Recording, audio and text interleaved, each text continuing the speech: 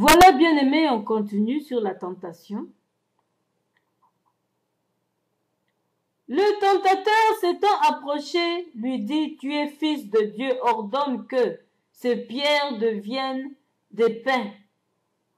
Alors, quand tu es dans la faiblesse, le diable te voit. Le diable te voit parce que la chair a des désirs contraires à ceux de l'esprit. Le diable sait quand tu es dans la faiblesse, quelque part. Alors il vient vite. Il a eu la force maintenant de venir tenter. Il vient vite. Il t'injecte une pensée. Il dit à Jésus, si tu es fils de Dieu, ordonne. Il sait bien que c'est le fils de Dieu, mais il fait semblant de ne pas montrer qu'il sait que c'est le fils de Dieu. Alors pour lui s'aimer l'orgueil d'abord, si tu es fils de Dieu, pour lui s'aimer l'orgueil, comme ça lui, en écoutant ça, il aura l'orgueil pour se montrer maintenant. Alors, il faut bien détecter ce langage. Si tu es fils de Dieu, donc il vient déjà s'aimer, il veut que Jésus devienne orgueilleux pour qu'il montre ce qu'il est. Si tu es fils de Dieu, ordonne que ces pierres deviennent des pains. Parce qu'il sait que Dieu et son Fils sont un. Et il crée par la parole. Que la terre soit la terre, fut. Que les eaux soient les eaux. Voilà. Alors, qu'est-ce que Jésus a dit? Jésus répondit, il est écrit, c'est le combat spirituel ça. Il est écrit, il a compris que c'est un combat que j'ai maintenant. Je dois répliquer par la parole. Je ne peux pas répliquer par les injures ou quoi, ou se battre. Hein. On se bat dans la parole. Il est écrit, l'homme ne vivra pas de pain seulement, mais de toute parole qui sort de la bouche de Dieu. Alléluia. Qu'est-ce que cela veut dire? Cela veut dire tout simplement, on ne vit pas seulement de pain qu'on mange avec le lait, le thé, café, mais de toute parole qui sort de la bouche de Dieu. Comment? Parce que en allant jeûner, c'était dans la volonté de Dieu. Alors, quand Dieu te dit quelque chose, t'annonce quelque chose, c'est la parole déjà. C'est sa parole. Nourris-toi maintenant de ça. C'est ce que Jésus a fait. Il a obéi, il a fait le jeûne. Alors, il va vivre là-bas. Il ne va pas mourir. Il va vivre. Parce que c'est la parole de Dieu qui lui a dit, c'est Dieu qui lui a dit donc de faire ce jeûne. Alors, il va faire le jeûne, il ne va pas mourir.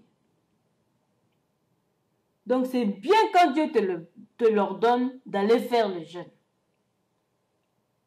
C'est pourquoi il a dit, mais de toute parole qui sort de la bouche de Dieu. Parce que c'est lui qui t'a créé. Quand il te dit de faire ça, ne crois pas que tu vas mourir. Il est avec toi. Il s'appelle Je suis. Il est avec toi quand il te parle.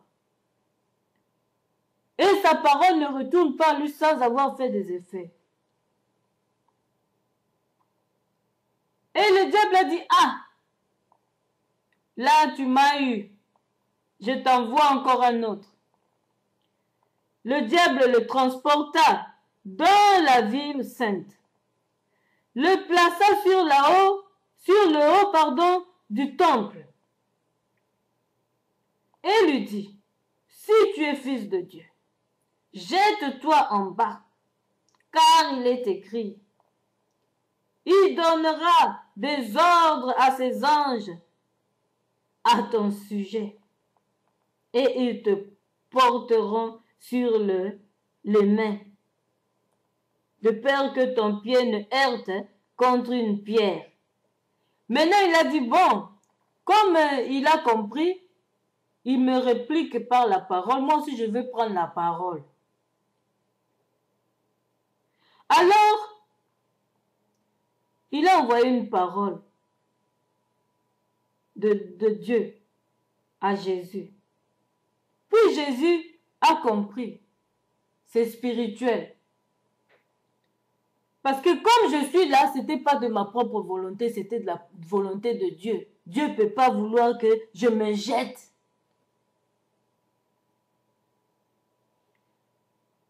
Il a discerné. Et il va répondre comment? Jésus lui dit, il est aussi écrit, tu ne tenteras point le Seigneur ton Dieu. Alléluia. On ne tente pas le Seigneur ton Dieu. Il a dit, le diable a dit, mon Dieu, mon Dieu, mon Dieu, mon Dieu, tu m'as encore eu. Il réplique encore. Il injecte encore une pensée. Le diable le transporta encore sur une montagne très élevée, lui montra tous les royaumes du monde et leur gloire, et lui dit, je te donnerai toutes ces choses si tu te prosternes et m'adores. Il commence maintenant à montrer à Jésus les richesses, le royaume du monde. Si Jésus l'adore seulement, il obtiendra toutes ses richesses. Corruption. Jésus lui dit, retire-toi, Satan. Alléluia.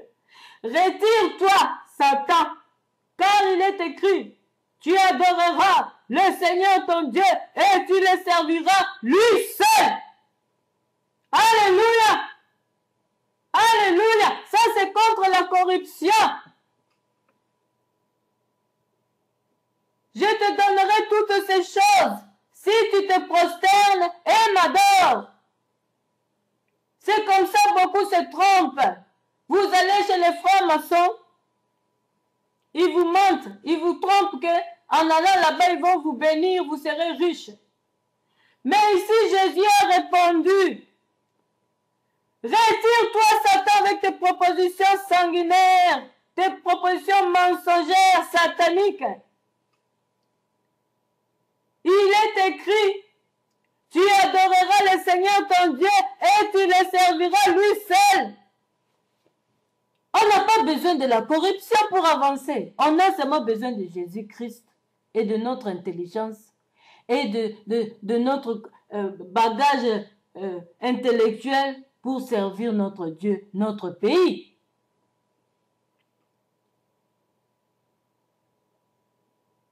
On a tout en Jésus.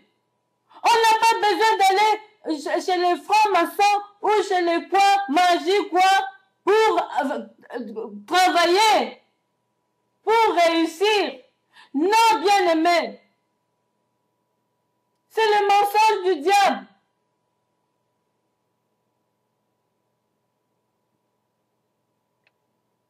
Faisons attention avec les propositions du diable.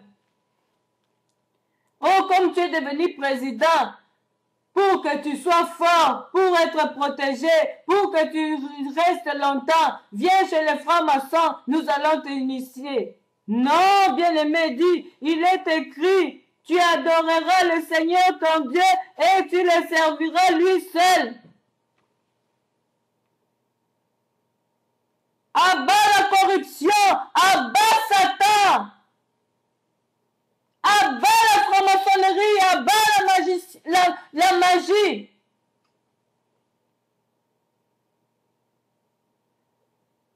Alors le diable le laissa et voici les anges vinrent auprès de Jésus et le servaient.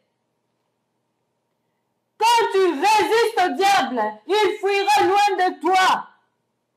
Et quand tu as vaincu l'épreuve, les anges viendront t'accompagner dans ton service, dans ton travail, dans ton ministère, dans la politique, dans tout ce que tu auras entrepris.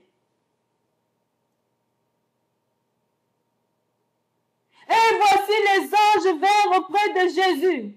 Tu auras les anges qui viennent, les amis de service, qui vont t'aider dans ton service.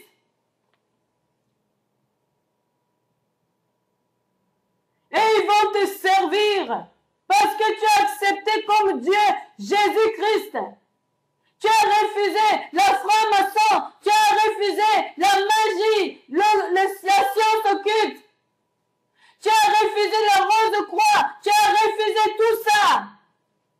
Alors Jésus viendra avec ses anges, il t'enverra ses anges pour t'aider à réussir dans ton travail.